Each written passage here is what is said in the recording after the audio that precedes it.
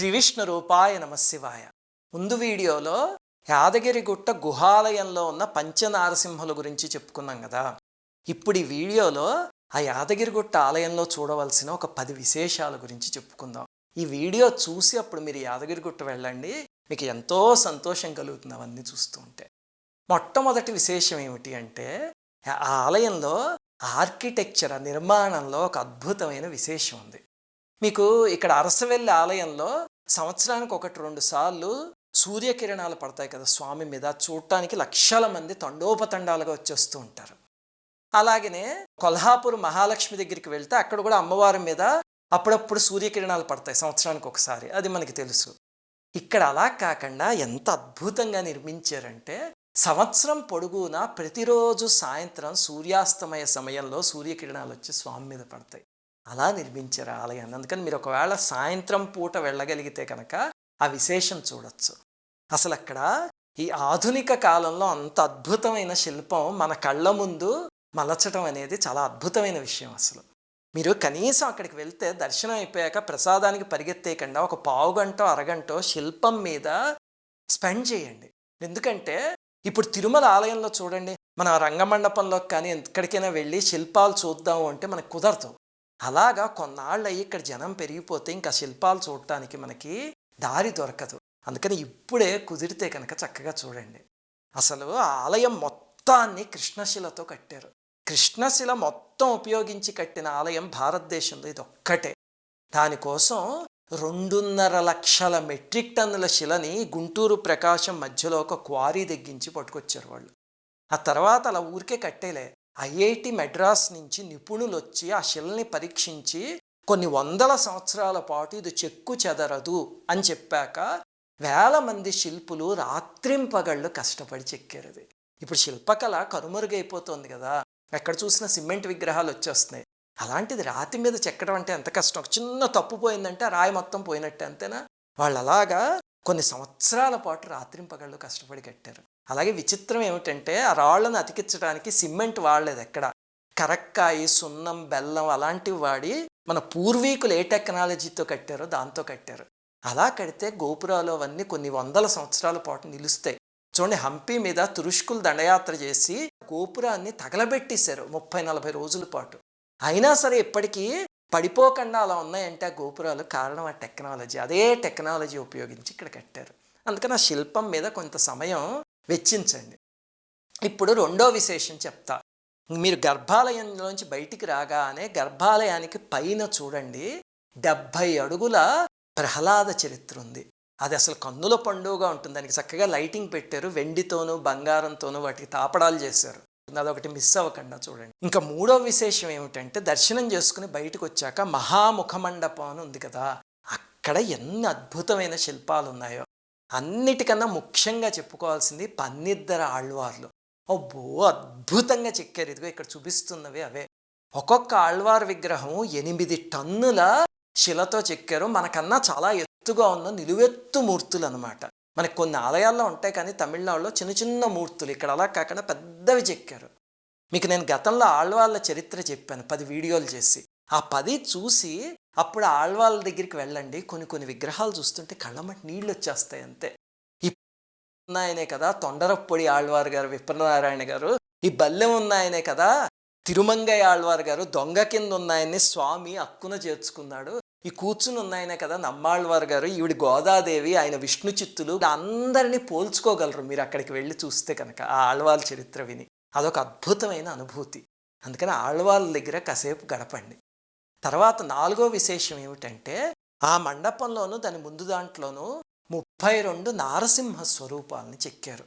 అవి చాలా అపురూపం, ఎక్కడో తప్ప దొరకవు. మనకి సింహాచలంలో ఒక చోటు ఉన్నాయి 32 నారసింహ స్వరూపాలు. మీరు ఆ కప్ప స్తంభం దగ్గర నుంచి అరుగు మీద పైకి ఎక్కితే అక్కడ స్తంభాల మీద చిన్న చిన్న స్వరూపాలు చెక్కారు సింహాచలంలో. అవి సరిగ్గా కనిపించవు మనకి. అహోబిలంలో స్తంభాల మీద ఉన్నాయి. ఇక్కడ మాత్రం మీకు పెద్ద పెద్ద మూర్తులు చక్కగా కనిపిస్తాయి. అవన్నీ 32 చూడండి.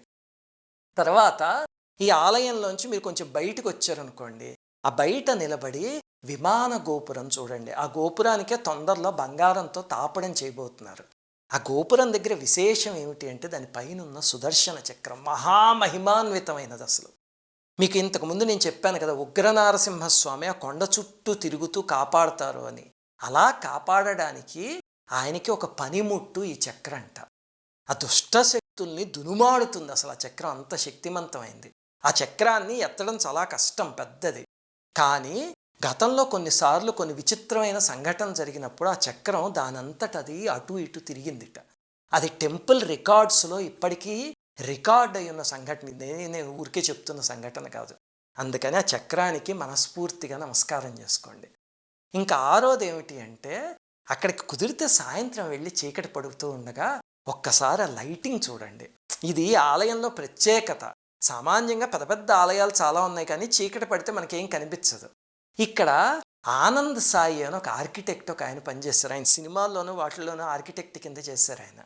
దాంతో ఆయన ఏం చేశారంటే అద్భుతమైన లైటింగ్ పెట్టారు ఆలయానికి. ఇదిగో ఇక్కడ చూపిస్తున్నట్టు అసలు ఆ లైటింగ్లో ఆలయాన్ని చూడటానికి 2 కళ్ళు సరిపోవు. అలాగే విచిత్రం ఏమిటంటే ఆ లైటింగ్కి ఎక్కడ మీకు వైర్లు కనిపించవు. అంటే చూస్తే పురాతనమైన ఆలయం ఉంటుంది, టెక్నాలజీ మాత్రం లేటెస్ట్గా ఉంటుంది. అలాగే ఇప్పుడు రాజగోపురం చూసారనుకోండి, అది రాయలవారి శైలిలో ఉంటుంది. విమానం చూసారనుకోండి, పల్లవుల శైలిలో ఉంటుంది. ఆ క్యూ లైన్లు చూస్తే కనుక అవి జైన్ స్టైల్లో ఉంటాయి. అలా రకరకాల శైలులన్నీ తీసుకొచ్చి ఒక ఆలయంలో పెట్టారు. అందుకని చక్కగా కుదిరితే సాయంత్రం కూర్చుని లైటింగ్ చూడండి. ఇంకా 7వ విశేషం ఏమిటంటే, మీరు ఇంకొంచెం బయటకు వస్తే కనుక అక్కడ మీకు విష్ణు పుష్కరిణి అని ఒకటి కనిపిస్తుంది. అబ్బో, మహామహిమాన్వితమైన పుష్కరిణి. అసలు పురాణంలో ఏం చెప్పారంటే, యాదశైలే మహాపుణ్యం విష్ణు పాదావసేవనం విష్ణుకుండ మితిక్షాతం తీర్థం ఐశ్వర్యదాయకం అని చెప్పారు పురాణంలో. అసలు దరిద్రపు బాధ ఏదైనా ఉంటే కనుక, దారిద్ర్యం లాంటిది, ఆ పుష్కరిణిలో విష్ణుకుండంలో స్నానం చేస్తే అది పోతుంది అని చెప్పారు. అలాగే ఆ పుష్కరిణి ఎంత విశేషమైనదంటే, తెల్లవారుజామున సుప్రభాత సేవకి ముందు వెళ్ళిన ఒక ఉపాసకుల ఆయన తగిలేరు నాకు.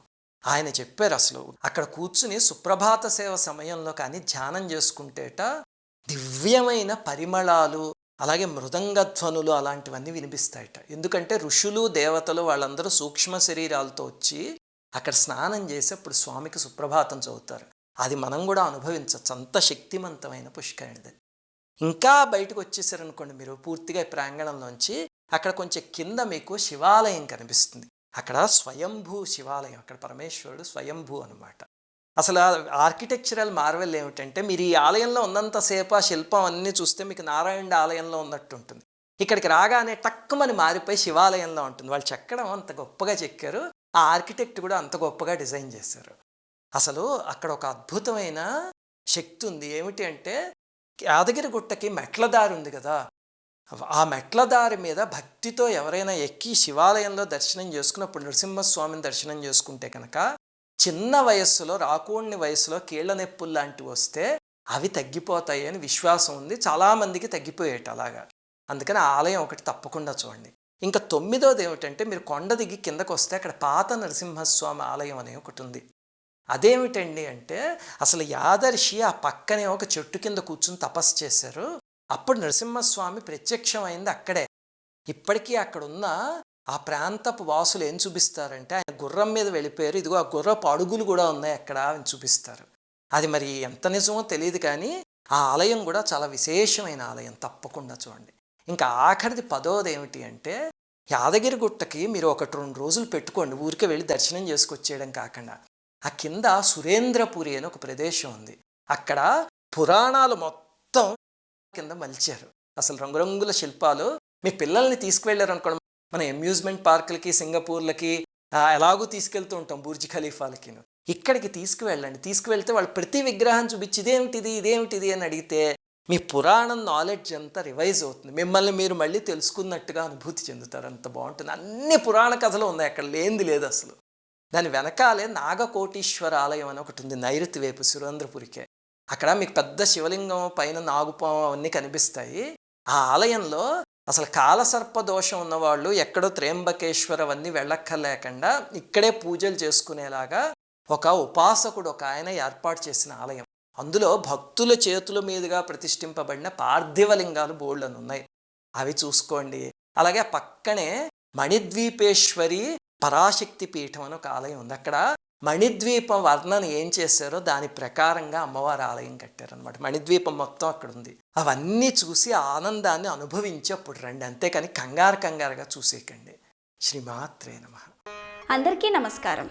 మన భారతీయ సనాతన ధర్మం గురించి, ఈ దేశంలోని మహనీయుల గురించి, ఆలయాల రహస్యాల గురించి ఎంతో పరిశోధన చేసి ఈ ఛానల్ని మీకు అందిస్తున్నాం. సబ్స్క్రైబ్ చేసి పక్కనే ఉన్న బెల్ ఐకాన్ని క్లిక్ చేయండి.